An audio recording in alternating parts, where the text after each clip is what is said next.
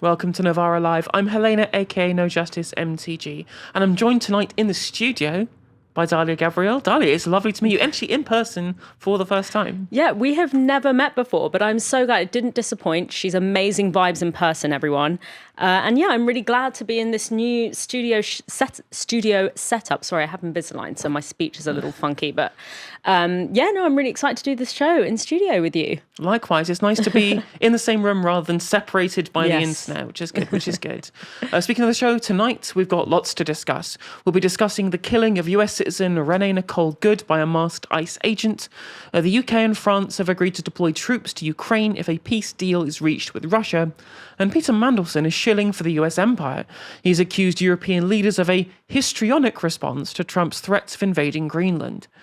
As ever, if you'd like to support our work, you can sign up at novaramedia.com/support. A US Immigration and Customs Enforcement agent has killed a US citizen in broad daylight on the streets of Minneapolis. Shooting the victim multiple times through the windscreen of her car, the violent killing has led to protests on the streets of the city, as well as the ramping up of dangerous rhetoric from senior politicians in Washington, including US President Donald Trump. This is Renee Nicole Good, the 37-year-old award-winning poet, mother of three, who was fatally shot on Wednesday, leaving behind a 15, a 12, and a 6-year-old child.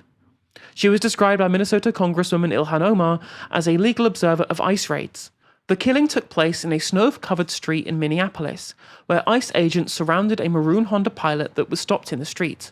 A warning, the scenes that unfolded next are violent and potentially upsetting. Get the fuck out of our neighborhood!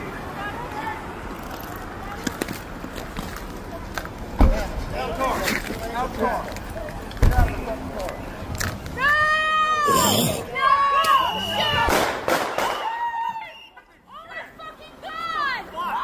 What the fuck?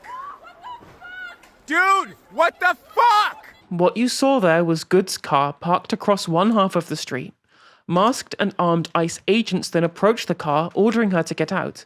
She then reverses, apparently angling her car to turn away before moving forwards, when 3 shots are fired by an ICE agent as she begins to drive away. Now, you can't tell a lot about what happened from that footage alone, though it's worth pointing out that there is no suggestion that Good brandished a weapon or presented any armed threat to the lives of the ICE agents. But the Trump administration wasted no time in trying to establish a narrative. This was Secretary of Homeland Security Kristi Noem speaking shortly after the killing. You asked about a shooting that we just had in Minneapolis, Minnesota. It was an act of domestic terrorism. What happened, it was our ICE officers were out in an enforcement action.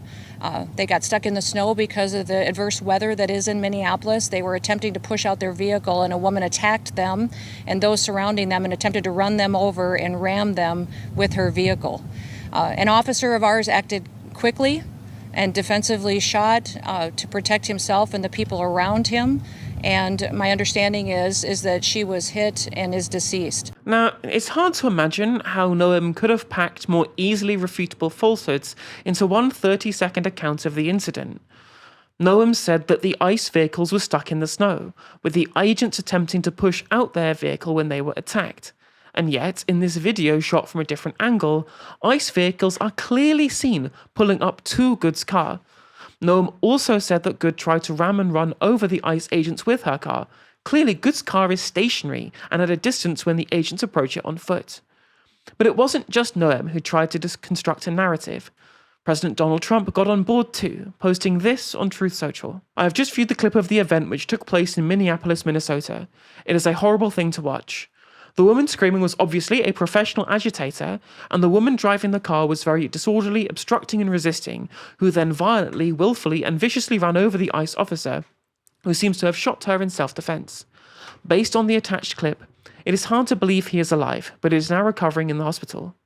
The situation is being studied in its entirety, but the reason these incidents are happening is because the radical left is threatening, assaulting, and targeting our law enforcement officers and ICE agents on a daily basis.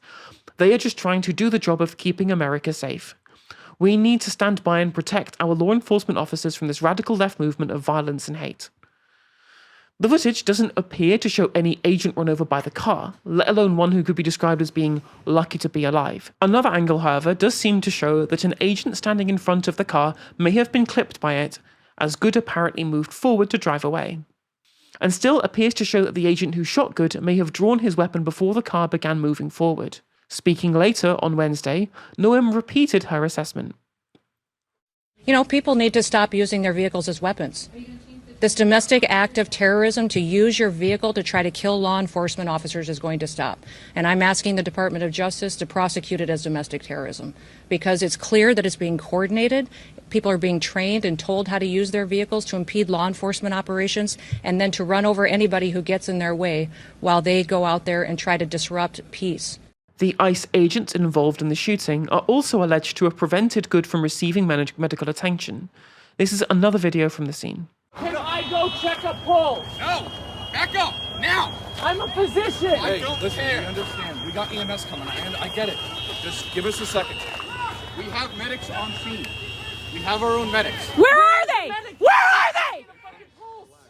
How can I relax? You just killed my fucking neighbor. You caught butter in the fucking face. You killed my fucking neighbor. How do you show up to work every day? How the fuck do you do this every day? One eyewitness to the killing appeared on CNN to report what she saw. So, Emily, I know you live there. This is your street. This is your home. And you're inside your house. You hear all of this commotion. Everything is starting to happen. Okay, can you tell me what happened then? You hear everything. You come outside, and then what? I hadn't even gotten dressed. I was making breakfast. I went out. I heard the commotion. I heard whistles, which is a common sign of ICE is nearby. And I went out onto my front porch. I didn't even have shoes on. And within 60 seconds, everything had already gone down. But there was an ICE convoy that seemed to be stuck, and then there was a protester who was blocking traffic, so they couldn't progress. And she was totally peaceful, and ICE, it seemed completely unorganized. They didn't really know what they were doing. They were screaming at her to move, move, move. And then they approached her vehicle aggressively and tried to open her door. And then that's when she got spooked, and she reversed her vehicle to turn her wheels to try to escape. And that's when an ICE agent stepped in front of her vehicle and said, "Stop." And then, she was already moving, and then point blank shot her through her windshield in the face. Now, from all of the different pieces of information that I've seen, I find it difficult to come to the conclusion, to any other conclusion, that is, than that she was deliberately trying to move away to avoid them. You can see the wheels turning as the officers approach the car. She's turning to move away from the officer that's kind of on the front left of her car as she tries to drive away. Like, the bullets fire out when this person is out of the way of the car. He starts shooting while she is totally turned away from him. From the footage that I have seen, that was my interpretation of the footage. I can't come to any other conclusion from what I've seen. And it does seem to be that a lot of the eyewitness testimony, at least, is somewhat congruent with that kind of understanding of what the footage shows. I can't see how you can come to any other conclusion, especially not the kind of conclusions that, as what I can see, are being entirely fabricated by the Trump administration to try and give the ICE agents plausible deniability, rather than the accountability that they would need to be subjected to if it's true that this is the case, that they're just executing people in broad daylight. Now, in Minneapolis, residents and politicians are angry. This was Minneapolis Mayor Jacob Frey speaking in the aftermath of the killing. There's little I can say, again, that'll make this situation better, but I do have a message for our community, for our city, and I have a message for ICE. To ICE, get the fuck out of Minneapolis. We do not want you here. Your stated reason for being in this city is to create some kind of safety, and you are doing exactly the opposite. People are being hurt. Families are being ripped apart. Long-term Minneapolis residents that have contributed so greatly to our city, to our culture, to our economy are being terrorized, and now somebody is dead. That's on you. And it's also on you to leave. It's on you to make sure that further damage further loss of life and injury is not done.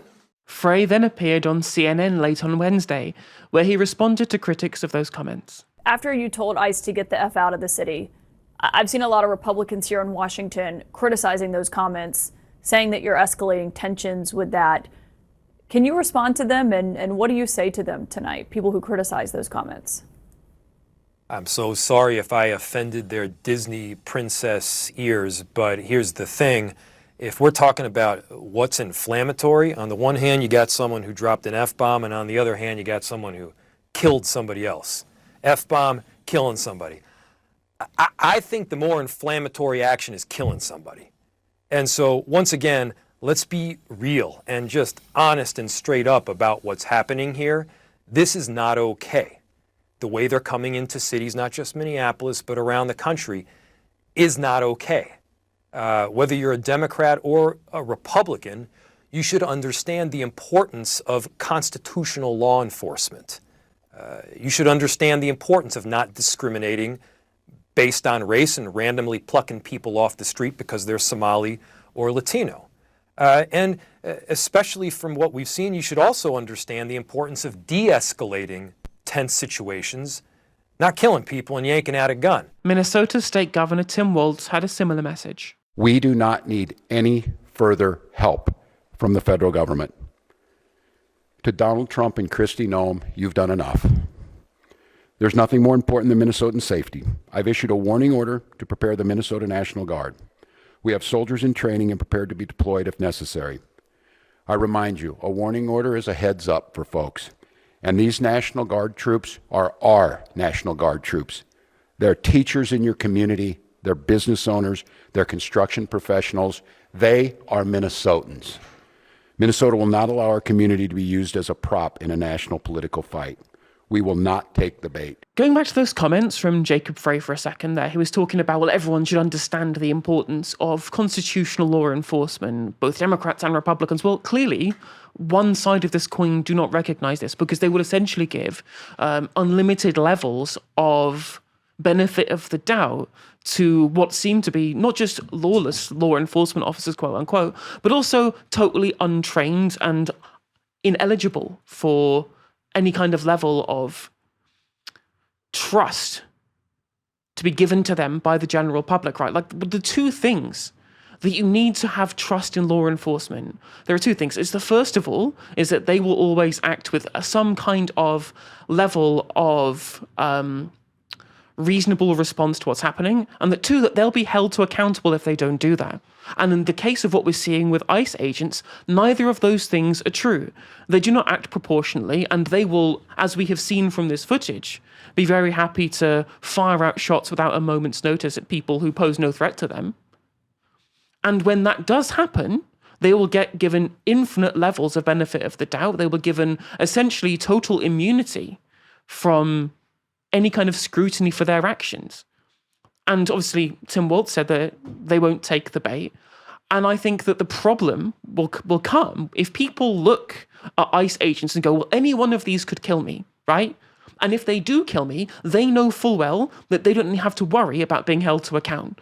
So all I'm going to need to do to defend myself is the law of the jungle. And that is not a way to run a society. If that does happen, things will escalate even further, right?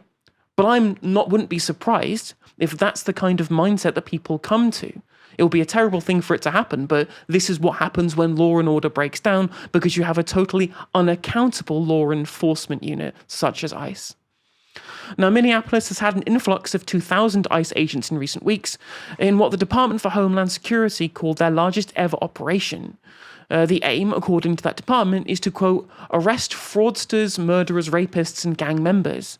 And it came in the wake of allegations from a right-wing influencer that a number of childcare facilities that are run by Somali residents in Minnesota had committed welfare fraud. That's disputed by Minnesota's Department of Children, Youth and Families. It says that it's investigated the allegations and that all the facilities were operating normally, with children found in all but one, which closed in 2022. That influx of ICE, leading to the killing of Renee Nicole Good, now appears to have put the Minnesota state government on collision course with the federal government. But in an interview with the New York Times published today, Donald Trump appeared to be sticking to his version of events, The paper reports this. We asked if in his mind firing into a vehicle like that is acceptable. She behaved horribly, Mr. Trump said, and then she ran him over. She didn't try to run him over, she ran him over. We told the president the videos on social media were unclear. I'll play the tape for you right now, Mr. Trump said. Mr. Trump's aide, Natalie Harp, brought a laptop over to the Resolute desk to show us what he said would be the evidence of the woman's wrongdoing. Before the video began, Mr. Trump acknowledged the tragic nature of the shooting. With all of it being said, no, I don't like that happening, he said, before pivoting to his common refrain of criticizing illegal immigration. As a slow-motion surveillance video of the shooting played on the laptop, we told him that this angle did not appear to show an ICE officer had been run over. Well, Mr. Trump said, the way I look at it, it's a terrible scene, Mr. Trump said at the end of the video. I think it's horrible to watch. No, I hate to see it. That's the issue, is that whenever you get this level to which that they're trying to manufacture consent, it's really difficult for them to be able to essentially give the final command, which is to totally ignore the evidence of your eyes and ears, which, again, he had no answer other than just to say that it looked terrible. Yeah, it's death. Of course it's terrible, Donald. But it's totally contradicting your version of events. Now, this afternoon, Kristi Noem gave a press conference about the slaying of Renee Nicole Good. Her version of the events hadn't changed much either.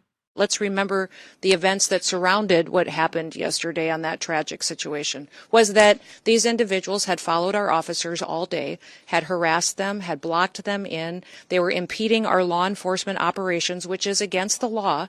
And when they demanded and commanded her to get out of her vehicle several times, she did not. So we'll continue to allow this process to unfold and recognize that these law enforcement officers every single day put their lives on the line. They go out and do their jobs.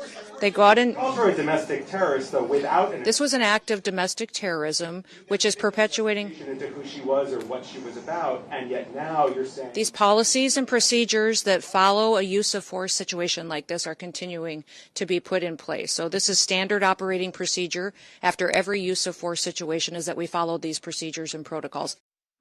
Now, this is the same kind of rhetoric we've heard a lot, essentially justifying any and all actions by the federal government under the guise of, well, all of our enemies are terrorists, right? There's this piece of guidance called NSPM 7 about essentially designating certain members of the public as persona non grata based upon their political affiliation or political opinions, and it's that kind of rhetoric that's scary and dangerous, insofar as they will invoke certain constitutional powers that can only be used against people who are deemed enemies of the state or terrorists to be able to invoke what's known as unitary executive theory, i.e. what Stephen Miller and the kind of people behind Project 2025 want to use to justify this kind of involvement of the federal government into the affairs of everyday citizens. And of course, they will always use that as their get out of jail free card whenever something happens like this. Well, it doesn't matter that this person died, they're a terrorist, therefore their life is meaningless. Worth pointing out that there are plenty of other countries that will also use the designation of terrorism to be able to put members of their own citizenry persona non grata, and you should always be skeptical when your government does such a thing. Now, residents of Minneapolis, however, are expressing their anger on the streets. In the evening following the killing of Good, vigils were held across the city, as well as in other locations across the United States. One attendee told Reuters this: "It's important, honestly. Just one. We lost a civilian, just a human being, you know. We live in a small world. It doesn't matter what color or race you are. What we're dealing with, we had somebody who was also in our community who passed away, and that's what we're here for, to support the cause." Today, that anger took a different form, with protesters clashing with agents outside an ICE facility in the city as they tried to block ICE patrol vehicles from leaving the compound. Tear gas was fired into the crowds in an effort to disperse them. Dalia, a pretty upsetting pieces of footage, upsetting story, and what seemed to be all too common instance of the lawlessness of the Trump administration, the Trump regime, and zero accountability from anybody in the federal government. What's happening here? At least in this situation, we've seen the Democrats have a pretty much stronger response they've seen to other things. What was your kind of initial reaction to what you saw?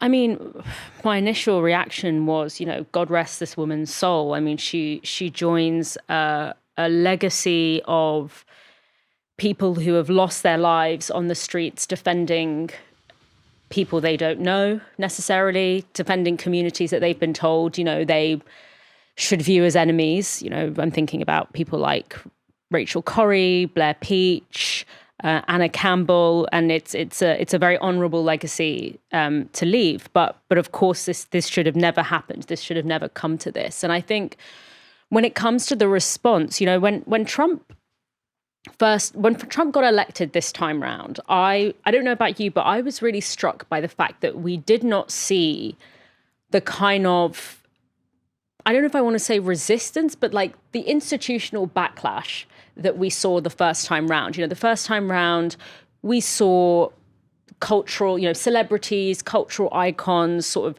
making it known that they don't want to be associated with the politics of Trump. It was very stigmatized to be publicly affiliated with Trump. The Democrats even took a much harder line.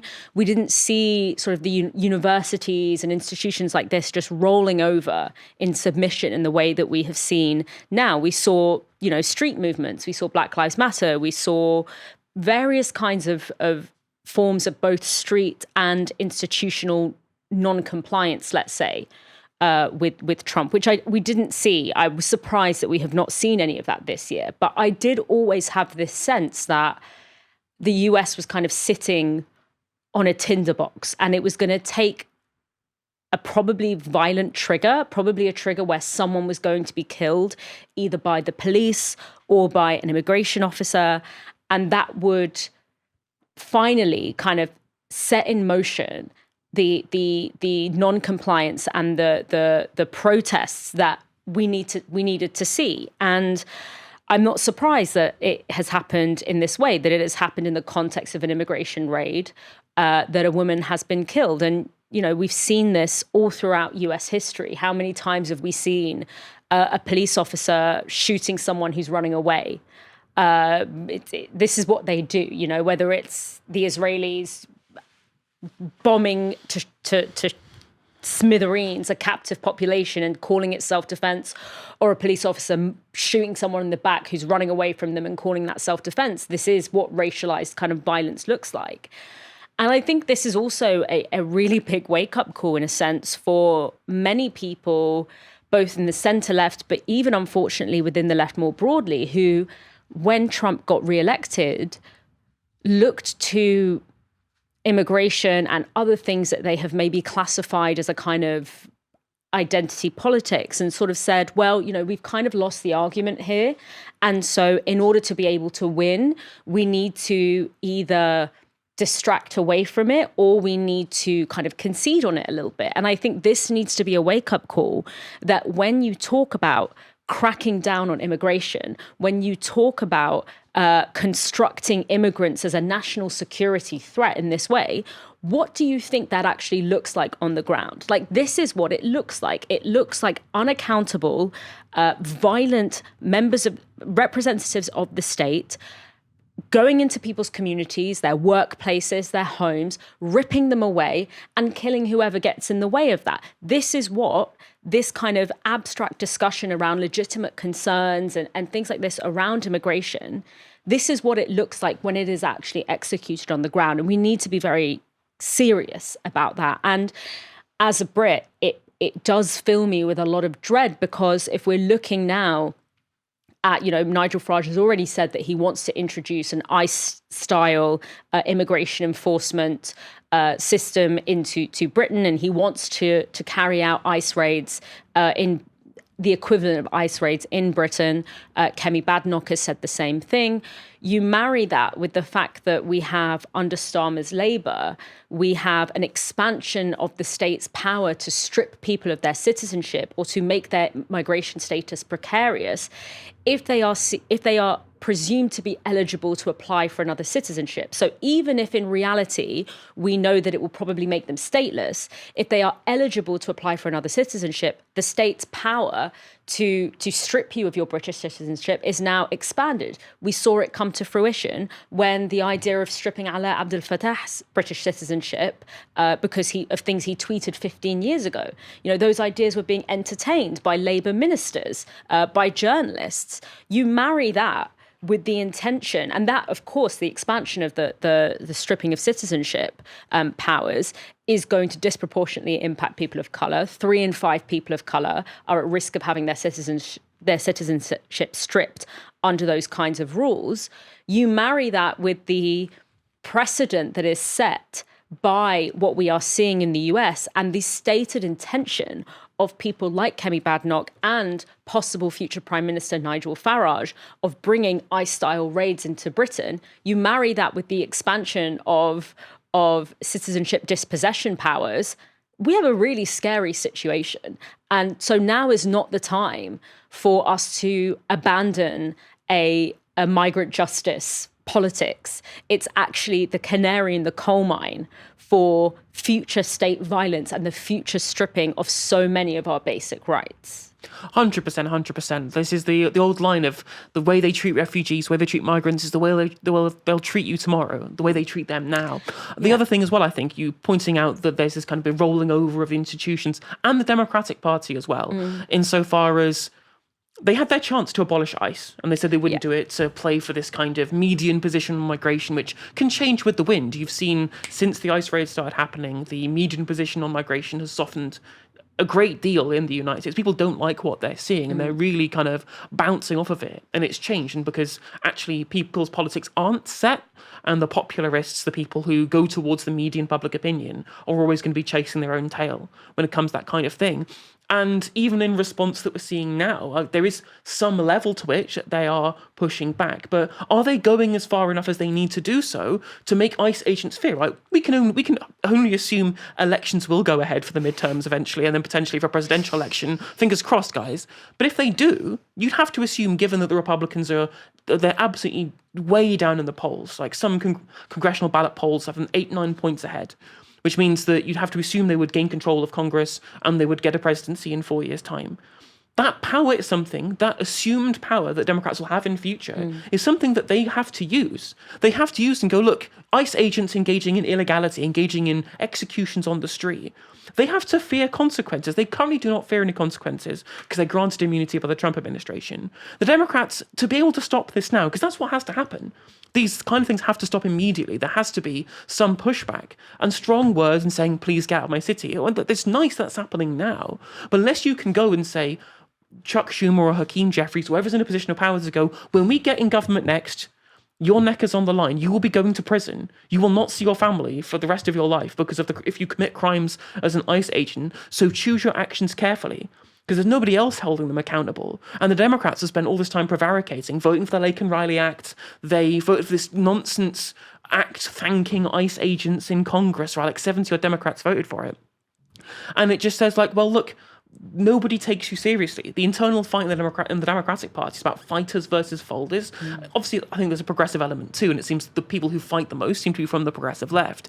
But when you look at, for example, the Chris Van Hollands and the Chris Murphys of this world, who are putting up a real kind of united front when it comes to Trump's lawlessness, when it comes to what's happening in geopolitics with Venezuela, and indeed what's happening with ICE, and you compare it to Hakeem Jeffries, to Chuck Schumer, to do-nothing Democrats who are collecting a paycheck, and they have to be replaced with somebody who's willing to stand up for civil liberties, because at the moment, no one else seems to be doing so. And they have the scope to do so. Like, again, they're way ahead in the polls. Trump is not popular enough.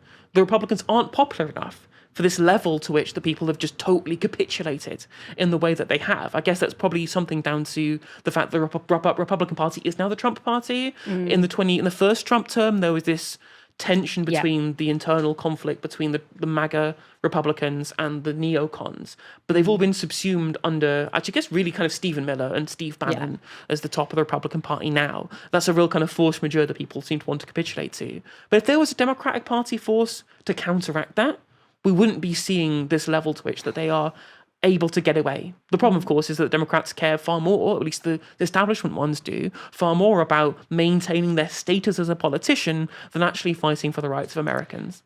Yeah, and I mean, if we look at the history of police brutality, because to me, this is what the closest corollary, the closest predictor to what might happen what the future of ICE, if it continues in this direction, might look like, is the history of police brutality against Black people in the US. And, you know, when has a police officer ever actually gone to prison, been held accountable by a Democrat or a Republican? Like, racialized state violence is a bipartisan project in the US. And both in the US and Britain, we have seen routinely the kind of what is called centrist kind of left liberal parties, whether it's the Democrats or the Labour Party, they have routinely laid down the groundwork for anti-migrant politics and for violence against immigrants that have then been carried out by more right-wing governments in the future. Like when we look at, for example, the hostile environment, which to me was not only a significant escalation in the denial of migrants of basic human rights, but it introduced the concept that our public services, which historically have always meant to be universal, that you deserve a home, you deserve healthcare, you deserve education, regardless of who you are. The hostile environment was the first big diversion in that principle. It moved our public services from being something universal to being something that you have to qualify for. And that was done through the lens of migration. And now it's going to expand. We're going to have more, this kind of process of shifting away of our public services being universal to being selective becomes something that becomes more generalized, even though it begins with this excuse of, migrants who don't deserve it or undocumented people are gaining access to things that they shouldn't get access to. And so, but the groundwork for the hostile environment was laid by the Labour government. A lot of that policy was designed and constructed by the Labour government. The Conservatives just picked it up and ran with it. And so this is the rot that exists within establishment Democrat and Labour Party politics. And I think for many of us in our analysis, we have always known that this is a toothless defense. It's not a defense against the rise of a far right or the rise of fascism. But now we are seeing, I think now that position is not just being shared by, those of us on the left, but is actually being understood more broadly, that Keir Starmer is not someone who can put up a fight to Nigel Farage, because all he knows how to do is concede and bolster Farage's vision of the world, Farage's vision of Britain. Exactly, like they are acting as triangulation machines rather than as actual politicians. And you're absolutely right. It is hilarious to watch the Labour Party make all the same mistakes as the Biden administration did, but without the industrial policy or the good welfare policies to show for it. So, we can only assume we'll be seeing something of our own if those mistakes continue. The British and French governments have agreed a declaration of intent to send troops to Ukraine when or if a peace deal between the country and Russia is reached. This was Prime Minister Keir Starmer describing the agreement. This is a vital part of our ironcast commitment to stand with Ukraine for the long term. It paves the way for the legal framework under which British, French and partner forces could operate on Ukrainian soil, securing Ukraine's skies and seas and regenerating Ukraine's armed forces for the future. We discussed these issues in detail today. And so I can say that following a ceasefire, the UK and France will establish military hubs across Ukraine and build protected facilities for weapons and military equipment to support Ukraine's defensive needs. And with our coalition partners, we've also agreed significant further steps. First, that we will participate in US-led monitoring and verification of any ceasefire. Second, we will support the long-time provision of armaments for Ukraine's defence. And third, we will work towards binding commitments to support Ukraine in the case of a future armed attack by Russia. It's been said that future British troops in Ukraine would be there in a purely peacekeeping capacity, providing security for any future peace. This was Labour Minister Pat McFadden on LBC. Do we have an idea how many military personnel could be involved in this Anglo-French operation? I can't say that at the moment. It will depend on the circumstances, but it's a really important document. And it's an illustration of more than that, Nick, because we've talked a lot in the last year about how the world has changed. And we've seen a lot of evidence of that in the first few days of this new year. And in this changed world, countries have to be able to exert hard power as well as soft power. And that statement from the United Kingdom, from France, from Ukraine, was an important commitment to the future security, not just of Ukraine, but the whole of Europe in circumstances, this is a really important point, in circumstances where there is a peace agreement between Ukraine and Russia to try to ensure that we're not back in the same movie in 5 years or 10 years' time. What's left out of that account, however, is that British troops in Ukraine would also mean the military of a NATO power in the country. Speaking on Times Radio, former Chief of Defence Staff Lord Stirrup urged caution. The coalition of the willing looks like it's going to end up as two countries, Britain and France, providing about 7,000 troops each to offer some sort of support for any peace. Is that enough? Is even that sustainable with the current state of the British military? Well, of course, it depends, first of all, on what that force is required to do. I mean, I don't think we should get ahead of ourselves. I think, actually, any peace agreement in Ukraine is a long way off. Yeah. Secondly, you have to ask yourself what the force is intended to do. But thirdly, and this is absolutely crucial, you can't just expect everything to turn out the way you plan.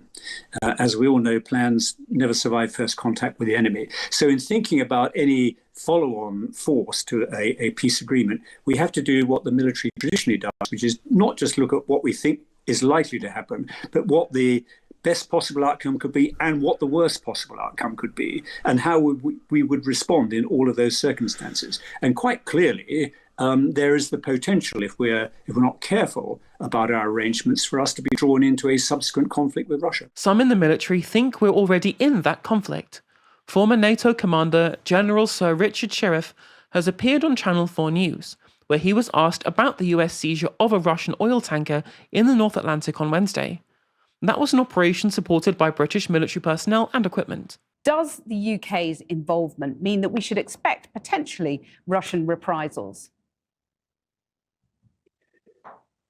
Quite potentially, but the reality is that we are at war with Russia now, or at least Russia believes it is at war with NATO and has been conducting a covert war against NATO, including UK, since 2014. Now, that's not me talking. That is Dmitry Trenin, who headed up the Carnegie Moscow Foundation and a man with very close links to the Kremlin. So we got to be prepared for the worst case. Absolutely. Sheriff was also asked for his view on the new Ukraine agreement and the 15,000 troops that Britain and France have committed to sending if peace is agreed. That isn't enough to protect Ukraine, is it? And yet, at the same time, isn't it at risk of overstretching UK military forces, which have been so depleted in recent years? No, it doesn't begin to protect Ukraine. And I think, I read the Declaration of Intent. It's pretty light on detail. But if it is about enforcing a ceasefire, a couple of points. Number one, there's got to be a ceasefire. And I've seen nothing to suggest that Putin is prepared to back down from his maximalist demands and be prepared to accept a ceasefire. So therefore, Russia has got to be, if there is to be a ceasefire, and this war will not end without one, clearly, Russia has got to be forced to accept it. And once, even if Russia is forced to accept it, we have to assume that Russia will break that ceasefire. And therefore, any force supporting the Ukrainians implementing the ceasefire has got to be capable of overmatching the Russians. And a likely armed force of 15,000, frankly, one has to ask what its mission is and what it thinks it can achieve. And when you say overmatching, that means returning fire if Russia was to attack again. Absolutely. It's got to be prepared to fight Russia. In response to the Anglo-French agreement, Kremlin spokesperson Maria Zakharova said this. The Russian Foreign Ministry warns that the deployment of military units, military facilities, warehouses and other infrastructure of Western countries on the territory of Ukraine will be classified as a foreign intervention. These warnings have been voiced repeatedly at the highest level and remain relevant. Now, as part of the agreement, Keir Starmer has promised that MPs would have a vote on whether to deploy troops to Ukraine should that moment ever arrive. A Reform UK leader Nigel Farage told Times Radio which way he would go. Be a very interesting vote. I would vote against. We neither have the manpower nor the equipment to go into an operation that clearly has no ending timeline. If it was a sort of Korean-style UN where lots of countries were involved and we could rotate in and out, I might consider it then. But frankly, what you saw yesterday was Macron standing there with the British Prime Minister, Giorgia Meloni was outside having a cigarette, not getting involved. We had the German gave a speech and said nothing. The coalition of the willing is just 2 countries. So this would be an open... Frankly, what this would be is a modern-day British Army of the Rhine. When we did that, defence was 5% of our national expenditure, and we were there for 50 years. If the coalition of the willing was 8, 10, a dozen countries, and we could rotate battalions through, then I might well say, yeah, absolutely, let's do it. As it is, it will be us and the French completely exposed for an unlimited period of time. On LBC, Pat McFadden had this to say about Farage's line. This is a really important statement of intent.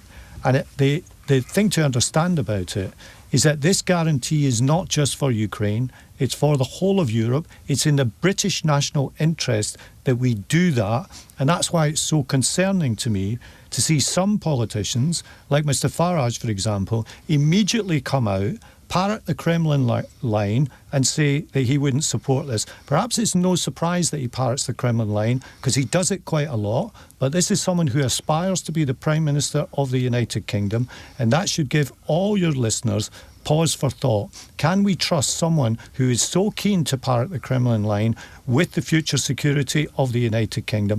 I certainly don't think so. Politicians of various parties have long tried to link Farage to Russia. And last September, ex-Reform leader in Wales Nathan Gill admitted to charges involving taking bribes to make statements in favour of Russia while being a member of the European Parliament. Amongst the British public, Reform UK is also seen as being distinctly pro-Russian, with 28% of respondents to a YouGov poll last November saying that they thought the party favoured the Kremlin. But Dalia, whatever Reform's links to Russia, if there even are any, could they still be right about this? I mean, he's not wrong, but I don't necessarily think that he's saying anything that most people with eyes and ears would say, which is that Britain and France absolutely are not in a position where they could go toe-to-toe with Russia on Ukrainian soil. I mean, that is an insane thing to think. It's clearly not true. And it's a very bizarre, knowing that, it's a very bizarre thing for Starmer to stand up and say, especially when he can't even get any other European leaders to say that alongside him, other than Macron. The French famously not good at fighting in wars. Sorry, but nestled within both Starmer and Farage's comments is what I think is the real issue here, which is that whilst I don't actually think that Britain has any plans to go toe-to-toe with Russia militarily on the ground, in terms of ground combat at least, what intention we do see here is basically an excuse to just massively ramp up defence spending. And that means using taxpayer money to fund, to give very, very lucrative contracts to the defence industry at a time when we have a shortage of 50,000 nurses, 12,000 doctors. We have a £1 billion spending gap in adult social care. So what we really need to read from this is that this is a statement of intent which says, I know that your public services are on their knees, but we are going to give whatever taxpayer money that we have, we are going to go ahead and give it to the private defence industry. And Farage is very pro military spending. You know, he said in that the extended LBC clip, you know, he said, oh, of course, you know, I would be very pro increasing defence spending, and Reform is bankrolled by the military industrial complex. Kinetic, which is a British defence company, which basically solely survives on government contracts, on state funding, basically, has donated £14 million to Reform. So I don't really think it's likely that we're going to see ground combat between Britain, France and Russia. But what I think we are going to see, and what these statements do tell me, and the thing that Starmer and Farage can both agree on, is that money, taxpayer money, that we want to go to our NHS, we want to go to our social housing, we want to go to education, is going to be going into the pockets of the private military industrial complex. And I'm sure we're all very excited about that. I mean, it is funny to me just how many times they go, oh no, well, the budgets are so stretched. I can't believe Keir Starmer's considering very, very slightly raising taxes, which is what we got, for example, at the last budget. And then going, oh, but of course we want to go up to 3% of GDP on military expenditure. When it comes to military expenditure, there is an infinitely large magic money tree, apparently, according to Badenoch and Farage, and broadly when it comes to the press, who never question the fiscal impact of military spending. They assume that it's good and just will berate any politician as to why they're not spending that money. Now, I think there probably is a good argument for at least some amount of investment like cybersecurity, for example, but then it'll require a tax increase. And no one seems to want to tax the rich, which is the best way. I mean, if we want to spend more money protecting the assets of this country, maybe the people who own all the assets should be paying for that extra cybersecurity that I think we probably do need to invest in, for example, in an age of hybrid warfare. But no, we can't be taxing the really important people, again, who own the assets of this country in our financial sector with a retirement home attached. But maybe that's just me. It's been less than 4 months since Peter Mandelson was forced out of his ambassadorial role in disgrace after revelations around his close friendship with international human trafficker Jeffrey Epstein. And we all thought that this time we'd be rid of him for good. But just like a bad case of COVID, he just won't go away. And this time he's back, penning articles for The Spectator. In his latest piece, you'd not be surprised to learn he's defending fellow Epstein associate Donald Trump, specifically his desires to subsume Greenland and his actions in Venezuela, and in it he makes some very dubious claims. Let's start with his opening gambit. Donald Trump's dramatic intervention in Venezuela has achieved much more than to bring a brutal, corrupt dictator and drug trafficker to justice in an American court of law, something which no amount of human rights declarations, international law, or indictments in the International Criminal Court were able to achieve. It took President Trump deciding it was in America's interests to helicopter Maduro to face justice. And this is the awful truth that Europe's political leaders are coming to terms with. Trump has the means and the will, and they don't. Right off the bat, Mandelson is immediately just accepting the US government's bogus accusations of Maduro's alleged drug trafficking as fact, despite no evidence having been presented in the indictment showing this to be the case. As for the accusations of Maduro being a corrupt and brutal dictator, many people share these opinions of him, and many other world leaders they have that opinion of as well, I'm sure. But firstly, US Defense Secretary Pete Hegseth doesn't believe in liberal interventions to overthrow dictators in defense of democracy. This is about natural resources. And second of all Maduro's flaws still don't give America the right to invade his country to abduct him to stand trial on US domestic charges. Now, whilst he is at least somewhat perceptive, in his article about the failures of the supposed rules-based global order and the toothlessness of the UN in a world of American unipolarity, the conclusion he draws from this are upside down. Take this statement about Trump's eyes on Greenland. The future of Greenland is being misunderstood. Trump is not going to invade it. He doesn't need to. He's already there. What will happen is that the threat to Arctic security posed by China and Russia will crystallize in European minds. Performative statements about sovereignty and NATO's future will fade, and serious discussion will take over.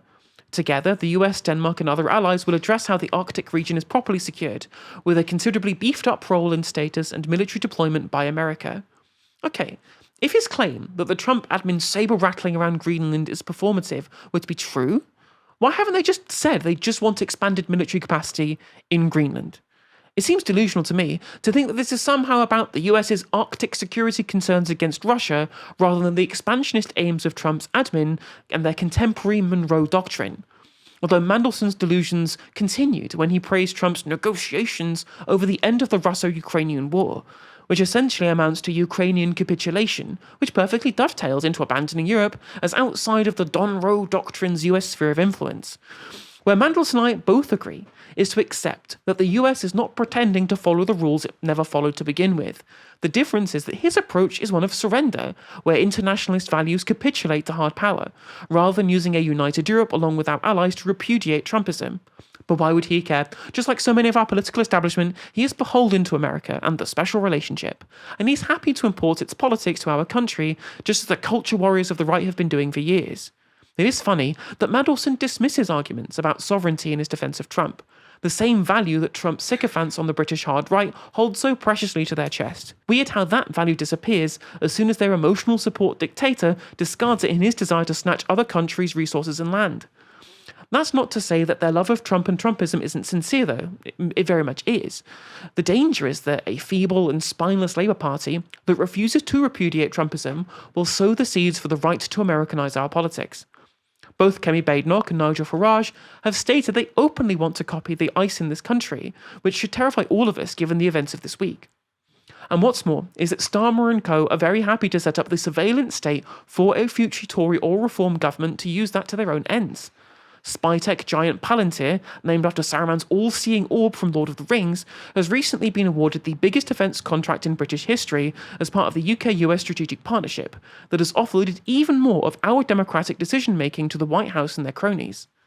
But that barely touches the sides on how scary this kind of integration with the British state is. Most of us by now will all be aware of the idiosyncrasies of Palantir's two lunatics-in-chief, Alex Karp and Peter Thiel, who I won't be profiling right now. What I want to draw people's attention to is this tweet from Palantir's co-founder Joe Lonsdale, which includes quite the confession.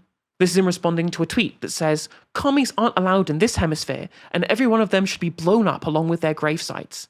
And Mr. Lonsdale responds with, "Exactly. What did you think founding Palantir was supposed to be about?" Now, whilst we must caveat that Lonsdale is no longer at Palantir, do any of us really believe that Karp and Thiel aren't still of this opinion today? Now the US is using its power to murder leftists is nothing new. Operation Gladio saw the CIA enlist stay-behind squads across Europe with the express goal of killing communists and socialists. But these kinds of people are now deeply intertwined with the UK's surveillance state. And given that the US seems perfectly happy to apply its domestic laws and power abroad to its adversaries, how long until the same is true for their allies? I have no doubt in my mind that this will be music to the ears of the headbangers of the UK right, and they will be happy to cooperate in neutralising left-wing opposition to the domestic brand of Trumpism. Do any of us seriously believe that if this were to happen to us, that the supine invertebrate that is our human rights liar-in-chief Keir Starmer would stand up to Trump? He's already been happy to sell off our security to Trump's Palantir pals and collaborate with Trump in what amounts to international piracy. Given the Starmer project from day one was the removal of the left from public life, you can't imagine he'd put up that much of a fight. The only way to protect ourselves against encroaching American influence is to actually value the sovereignty that the right wing only pretends to care about. We need total de-Yankification. No more American corporations getting government contracts, no more American asset management firms owning our real estate, no more American private equity firms owning our water companies, banning foreign money from our politics, and no more important American culture war nonsense from the think tank industrial complex either. It's bad enough being an economic and geopolitical vassal state for the US. Can we at least be spared having to do with cringy stuff like Doge or Zia Yusuf banging on about fentanyl and DEI, please? Or indeed, the proliferation of Trump-style red hats from Steve Reed and co. Dalia, do you think we should de-Yankify Britain? I mean, Yankee go home. I mean, that's the real take. That's the hot take. But I mean, first of all, just I need to just read Mandelson for a second. Mandelson, the thing about Mandelson is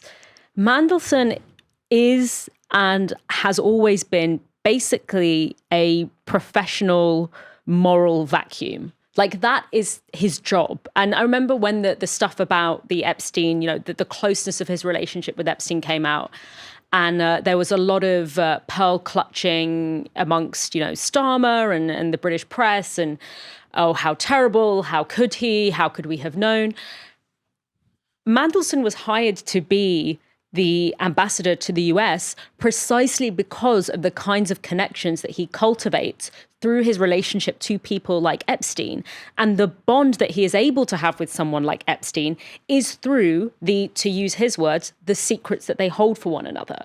And so this idea that like there's some, so I'm I'm just not surprised that he goes around crawling, looking for, the biggest, thuggish, dirtiest boot to lick. Like, that has always been his job. He's been someone whose job it is to basically just have absolutely no integrity, no principles, no morals, but to be essentially a fixer. So I'm not surprised that now that this is where the bread is being buttered, that this is where he is going. And when it sort of comes to the change, is American imperialism changing Is this a new era of American imperialism? What's different about it? What's similar to how American imperialism has always been? I mean, there's obviously clear continuity. The US, let's say, has always been, ever since its inception, has always maintained this kind of imperial sphere of influence over Latin America.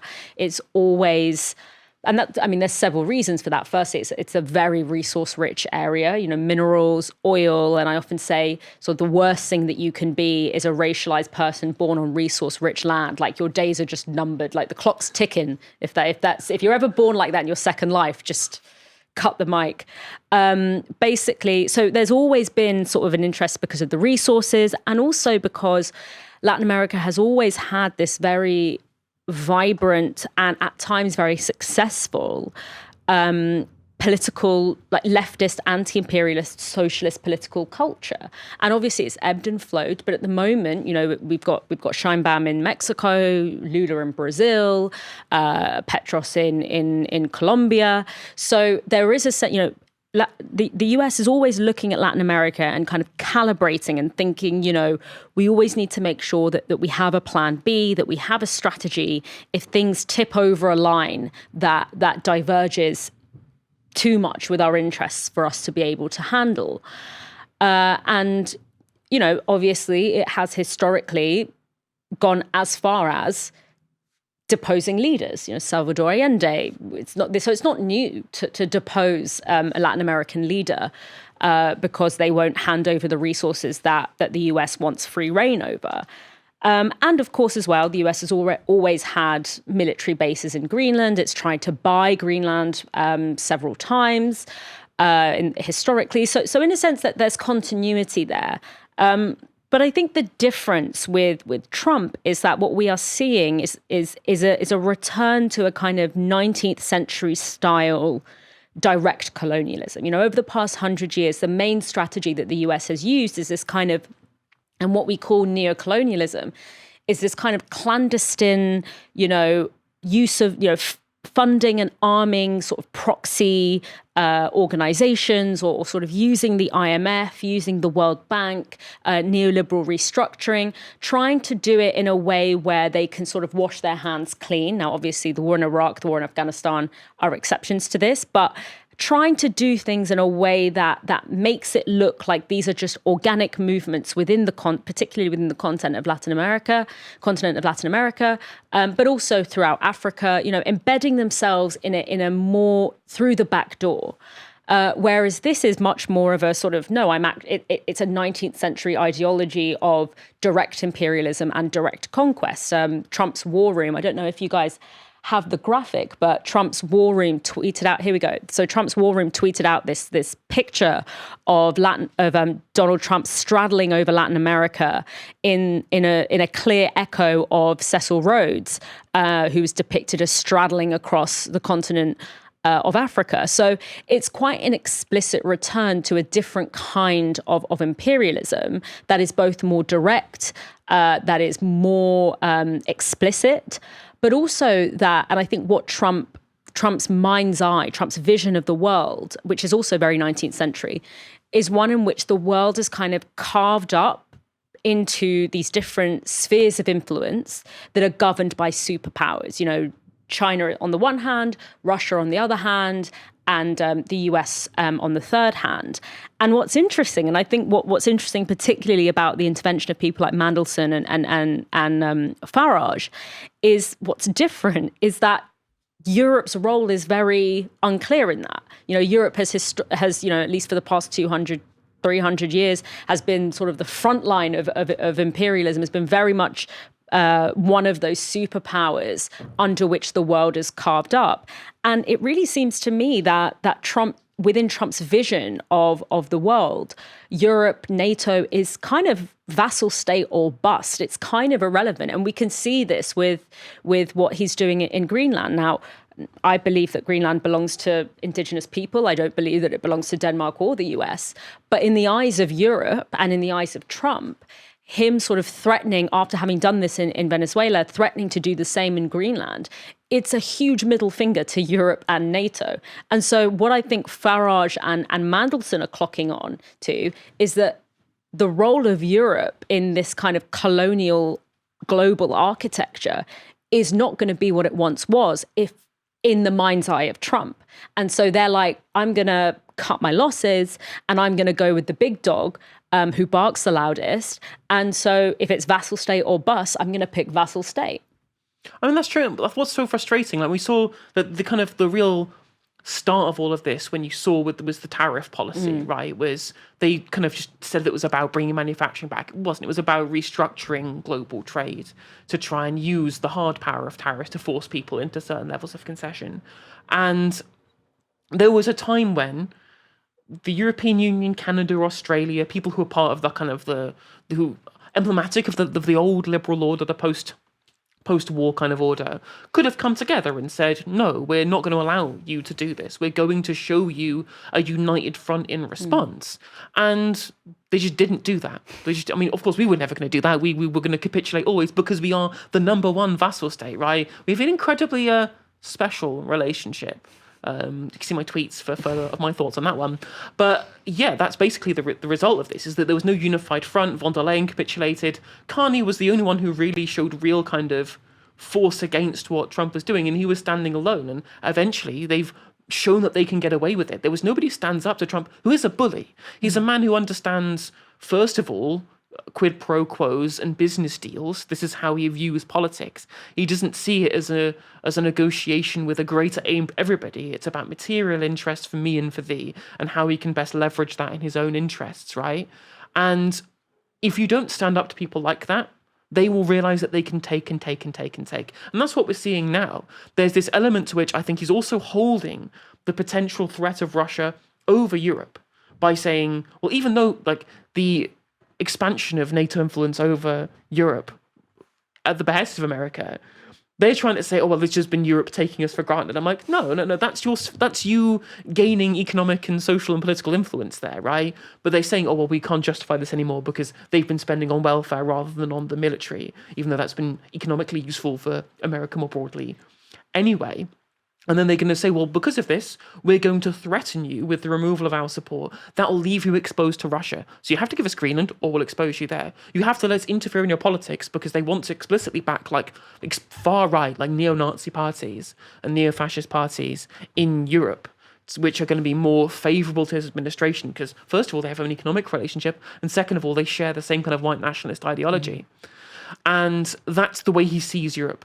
I think that, because again, I think he's got this kind of level of affinity with the Europe of the past, and he sees the current kind of Europe, as he said, like this kind of civilizational erasure was the phrase that was used in the kind of new national security briefing, I believe, and that kind of what he views as civilizational erasure is why he feels Europe is in decline. He doesn't want to see it as part of his sphere of influence anymore, but he does want to change it in terms of their own politics.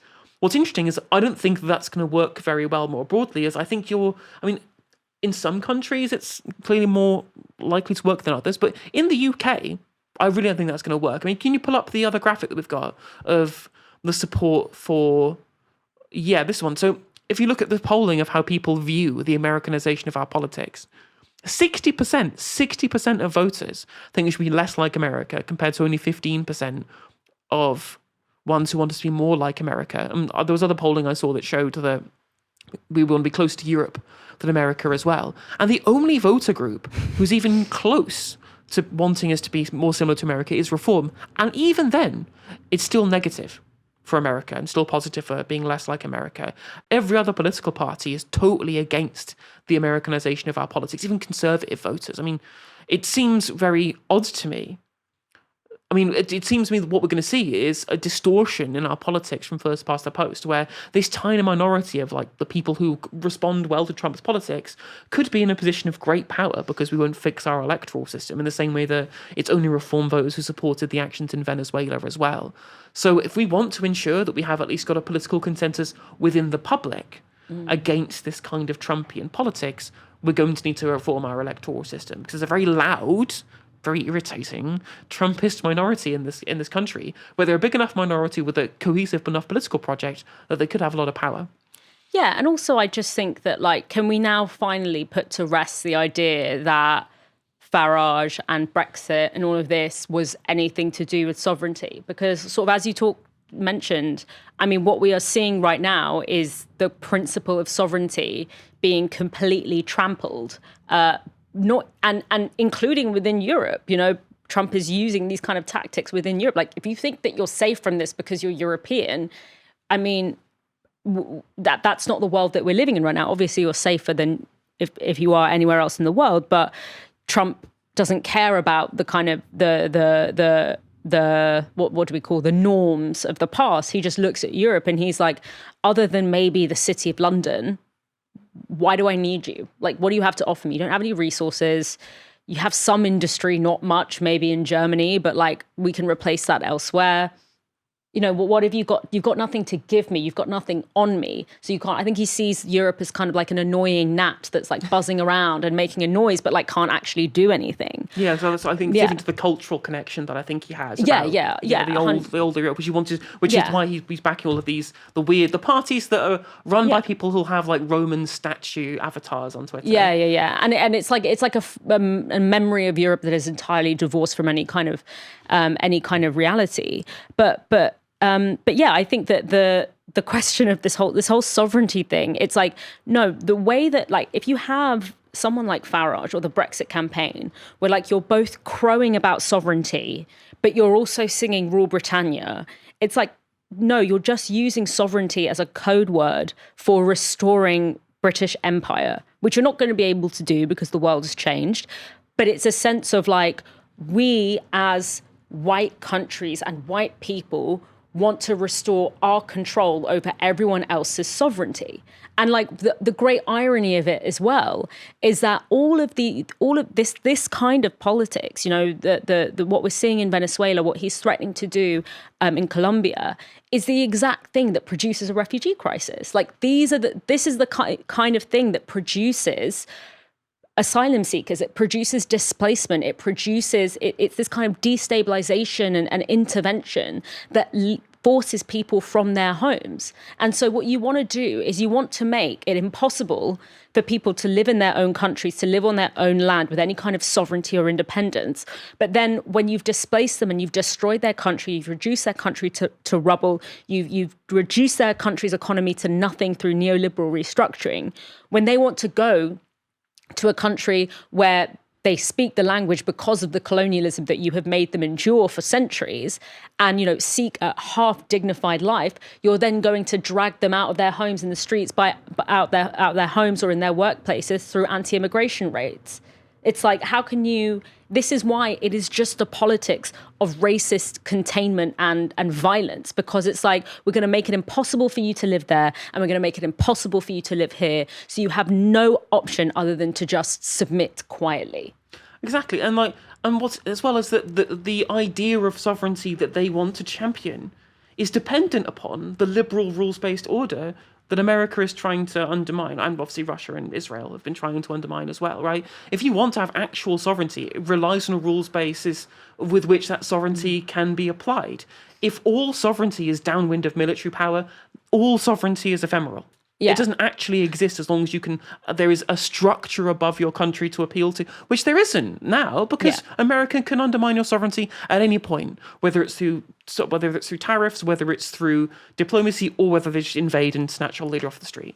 Yeah, I mean, Stephen Miller literally said, I can't remember where, I think it was on CNN, he literally said, we live in a world in which you can talk all you want about international niceties, by which I think he means law and everything else, but we live in a world, in the real world, that is governed by strength, that is governed by force, that is governed by power. Now, I don't disagree with him that hasn't been the real world up till this point. Like, I don't think that is a world that has only come into being now, but it's an escalation and an intensification, and to like that does matter. Like it does, like intensity does matter when it comes to, you know, the difference between being able to nominally like have some kind of sovereignty or have some kind of institutional or like legal frameworks that you can appeal to, and not having them at all.